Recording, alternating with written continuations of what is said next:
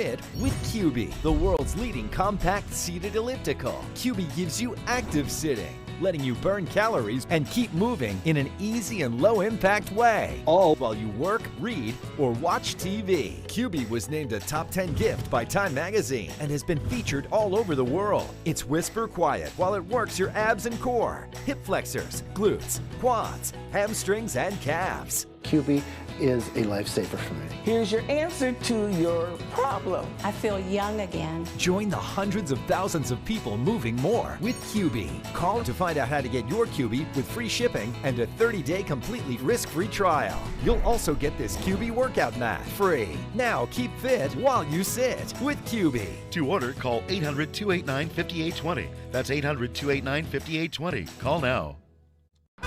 Seniors, are you aware that you could pay less for your car insurance? Seniors can save money on their car insurance. You might save a little, you might save a lot. Maybe hundreds of dollars a year. You might save 5% a year, maybe 10%, 15%, or even more. That's a lot of money. So call right now and find out just how much money you might be able to save. Call 1-800-460-5622, 1-800-460-5622. You're watching RNN TV.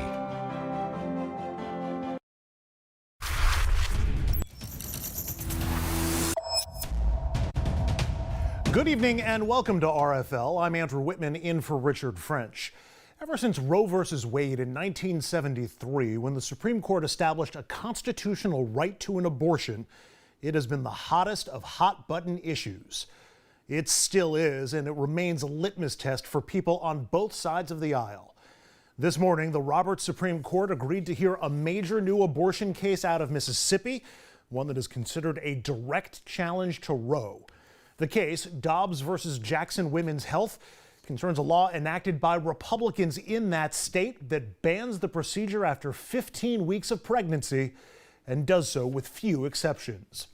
Several red states have been trying to dramatically restrict abortions, in many cases doing so successfully. And their goal is to get their cases to the top court in the land, hoping to get rid of Roe once and for all. Mississippi, no exception. Back in 2018, a federal judge blocked the 15-week law and issued this statement, quote, "The state chose to pass a law it knew was unconstitutional to endorse a decades-long campaign fueled by national interest groups to ask the Supreme Court to overturn Roe v. Wade." And now Republicans in Mississippi are getting their wish. The Supreme Court will hear the case in the fall, with a ruling expected next year. And with conservatives now holding a 6-3 majority, this after Trump nominee Amy Coney Barrett was confirmed late last year, women's rights advocates have serious cause for concern. Our first guest tonight is one of them. Nicole Brenner-Schmitz is a former national political director for NARAL Pro-Choice America. Nicole, this Mississippi case that the Supreme Court has agreed to take up, is this the big one so many have been fearing for so long? Is this a case that could end Roe versus Wade or just do more damage to it? No, this is serious. This could end Roe v. Wade. This goes right at the heart and core of what Roe is and the protections that it provides, and it strikes it down. There's probably as many as 24 states that would attempt to ban abortion outright. There's already 11 states that have trigger laws, which means if this was to go through SCOTUS, these would automatically take place in those states. So this is the most serious threat we've seen come to Roe in a long time. Just last June, the court ruled 5-4 against a Louisiana law that restricted abortion access. Of course, since then, the court lost Ruth Bader Ginsburg and added Amy Coney Barrett. That followed another ruling that protected abortion rights in 2016. The timing of these cases isn't a coincidence. The anti-abortion movement has been queuing these cases and these laws up to test the court every time its membership changes, right? Yeah, absolutely. We saw the AG of Mississippi bring this back during Amy Coney Barrett's confirmation hearings. They knew the shift that was going to be happening on the court, and the anti-choice movement is certainly trying to take full advantage of that, which is why it's incredibly crucial that the Democratic House and Senate pass the Women's Health Protection Act, which would be legislation that could protect against these laws. Are any of the Trump court members wild cards in your mind? I seem to recall Brett Kavanaugh, before his controversial confirmation, assuring Susan Collins that he thought Roe was settled law and that he would respect long-established precedent. I'm guessing you don't expect him to rule that way. Yeah, I mean, obviously, I don't know what's in Brett Kavanaugh's mind, but we've seen how he wrote and spoke about abortion for years leading up to his confirmation hearings. And the choice movement repeatedly cited the fact that this was misleading and that this was untrue. There was nothing about his history, either in politics or as a judge, that made it seem that he thought Roe was actually settled. In fact, he had writings that showed the other way. So this was a warning sign that the choice community had put up about all three of Trump's nominees, Gorsuch, Kavanaugh, and Amy Coney Barrett, that they did not think this was settled law, and this is what would happen. The Mississippi law that the court is taking on would ban abortion after 15 weeks. But the court said it was going to examine whether, and this is a quote, all pre-viability prohibitions on elective abortions are unconstitutional. What does that mean to you? Is that the open invitation that they could just tear down all of Roe all the way through, or hold up any restriction any state wants to put in place? Yeah, I think it's an open invitation to take a look at a number of different challenges that are happening in different states that are coming up through the courts. And I think this is a goal of these judicial nominees. There was a litmus test put forward by President Trump and regarding who he would nominate to the court, and they had to be someone who was anti-choice, and this is the fulfillment of that. And this is something that the Democrats need to take a hard look at, in that Democrats for a long time have ignored how important judicial nominees are up and down the courts, from the appeals to the Supreme Court, and we haven't funded state legislative races to the tune that Republicans have, and that's changed a bit recently, but we really need to understand how important state legislative chambers are and how important judicial nominees are to the politics of this country. It's not just about having a majority in the House. I know that you and a lot of pro-choice advocates are going to say a 15-week cap is, it's going to put a lot of women in a difficult position. Some people are going to hear 15 weeks and say that doesn't sound unreasonable. Give a little context. Why is that so oppressive or so difficult for so many? I mean, that's still in the first trimester. I mean, it just outside of that.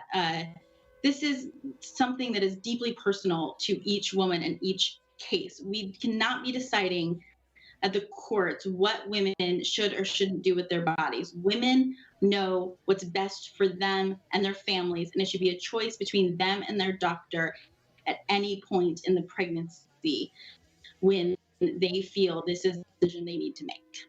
So what does a United States without Roe versus Wade as precedent look like? And we may wind up in a situation, blue states have been trying to protect abortion rights and abortion access through their own legislation.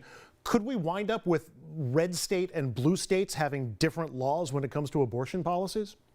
Yes, absolutely. We could wind up with states having different policies about who and when you can access this reproductive health care. And what you're going to find is a lot of communities, primarily people who are lower economics and a lot of communities of color that are going to have a lot of trouble having access. And you're going to have a certain economy, a middle class and maybe the upper middle class, who are going to be able to access that reproductive care by going to Canada or being able to travel to another state and afford that ability. It's sickening. It's sad. Finally, you work currently as a Democratic strategist, and as you've noted throughout the interview, it's kind of impossible to separate abortion policy from abortion politics. As you've noted, we've been getting warning signs about Roe for 2 decades, if not longer, but it always seemed like a more distant threat. If the court overturns or seriously punctures Roe, what's the impact on both our national politics, but also on these growing calls to expand or alter the court itself? Yeah, I think that you're going to see support for what the court looks like and how it changes grow. I mean, the reality is that 70% of Americans support a woman's right to choose. We have done 1 million polls nationally in individual states across all kinds kinds of different communities, and the majority of Americans do believe a woman should have the right to choose. This will fire up a whole generation, because you're right. I think there has been a little bit of a lackadaisical amongst some, because they always grew up in a world that had Roe and had that access, and to all of a sudden be faced and without it changes your worldview on the importance of having reproductive health options. And this is not a generation of women who are my age or younger that have actually been in America that didn't have that kind of access. So you're going to see it become incredibly important within the Democratic politics. And we go through issues all the time, from guns to the border to taxes, and often we'll come to the conclusion, yeah, but that's not necessarily a voting issue. It doesn't drive people to the polls. Abortion is a voting issue. Abortion does drive people to the polls, yes? Yes, absolutely. It's crucial health care for women, and it drives folks on both sides to the polls. Nicole Brenner-Schmitz is a Democratic strategist. She's also a former political director for NARAL, the oldest abortion rights advocacy group in the United States. Really appreciate the time, Nicole. Thank you. Thank you. And up next, an update on COVID. The former head of the Centers for Disease Control will join us to discuss the CDC's messaging on masks, the effectiveness of the vaccine, and more.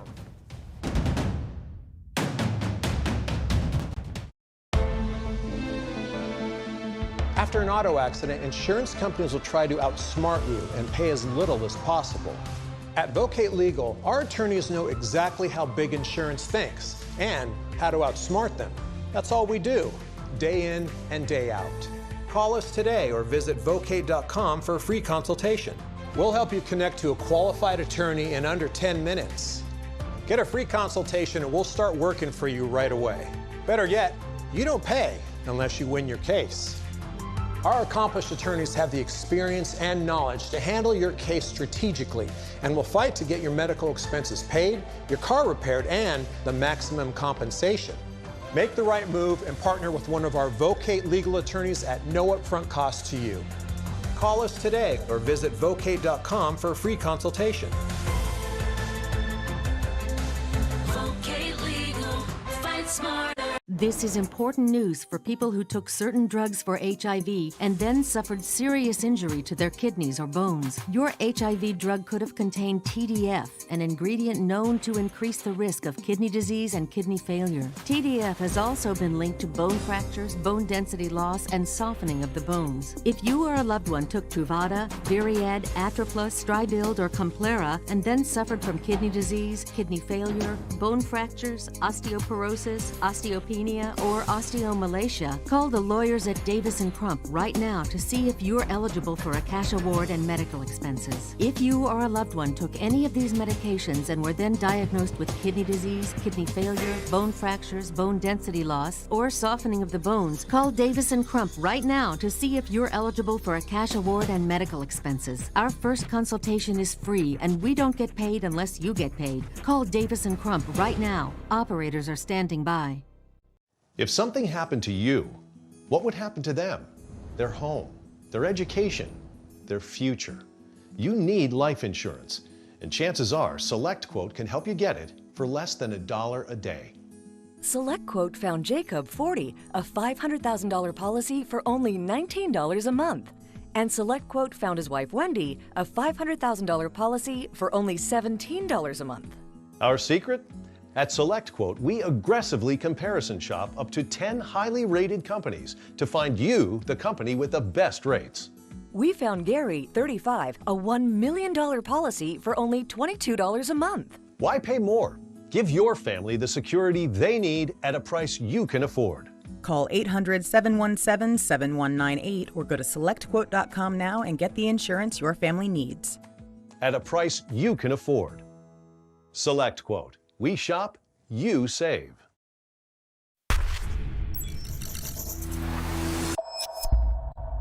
We can and we must reopen schools in the fall for in-person teaching, learning, and support.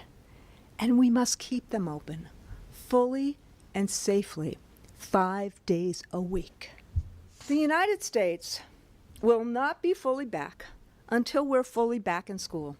And my union is all in. That's the head of the union that represents nearly 2 million teachers. She's pushing to get all kids back into classrooms with the Pfizer vaccine. Now approved for use on kids as young as 12, that's certainly going to help. But there are still a lot of open questions about masks for both children and adults. Store to store, state to state, confusion for many Americans. Okay, should I take my mask off? Should I leave it on? It's super confusing. The CDC issuing new guidance last week saying fully vaccinated people don't need to wear masks in most cases.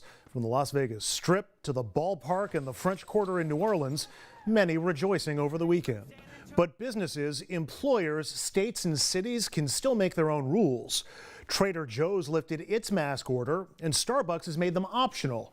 But 22 states still have some sort of mask mandate in place, meaning in those areas you'd still have to wear face coverings regardless of retailer policies. If they're vaccinated, they are safe. If they are not vaccinated, they are not safe. This is not permission for widespread removal of masks. So far, the CDC says more than 123 million Americans are vaccinated, about 37% of the population. But the largest nurses union in the country is condemning the decision, saying it puts those who are immunocompromised, children and frontline workers, at risk. Those that have gone to work every single day during this pandemic, they depend on every layer of protection. Some experts agree it's too soon. There are a lot of people that are not yet fully vaccinated that are still in the process, and I think we should wear masks for them. Is it time? No, for me, not enough people are vaccinated for me to really feel safe, because how do you know if somebody's vaccinated or not when they're not wearing their mask? For more on all things COVID and masking related, we turn to an expert's expert. Dr. Richard Besser is a former acting director of the CDC. He's currently president and CEO of the Robert Wood Johnson Foundation. Dr. Besser, we saw more than a little bit of mask-related whiplash last week after the CDC surprised many, changing its masking recommendations for vaccinated Americans. Lots of people still figuring out what their own personal masking policies are going to be. That leads to two questions. First, do you agree with their changes? And secondly, I assume you're vaccinated. What's your personal policy for indoor mask use? Where do you still wear one? Yeah, you know, Andrew, I do agree with the changes that CDC made, and I think you're spot on that it's going to take a little while for states, localities, businesses to figure out how to implement this.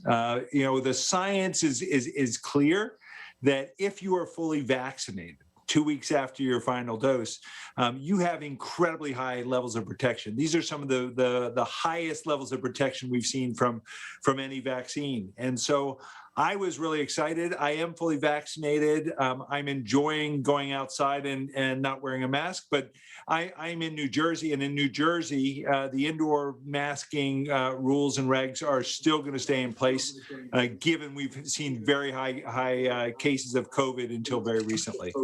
People still do have questions about how to handle or the possible risks from unvaccinated people going maskless. Obviously, they should get vaccinated is the mantra, but we know that many won't. We know it's an obvious danger to the people who aren't vaccinated, but why isn't it a danger to vaccinated people, especially with all these variants still running around out there? Yeah, so it's going to be important for CDC to continue to monitor cases in the United States. Do we continue on this steady downward movement, or does it reverse? And it's important to watch for variants. But right now, we're very fortunate in that the variants that we're seeing in the United States are covered by the vaccines.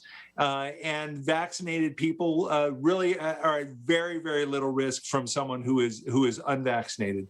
The concern, Andrew, though, is that not everybody is vaccinated, and children under 12 don't have vaccines available to them. And so it's very important that parents with young children continue to follow those masking rules, and that people who aren't vaccinated wear masks to ensure that they're helping to protect those people who can't be vaccinated right now.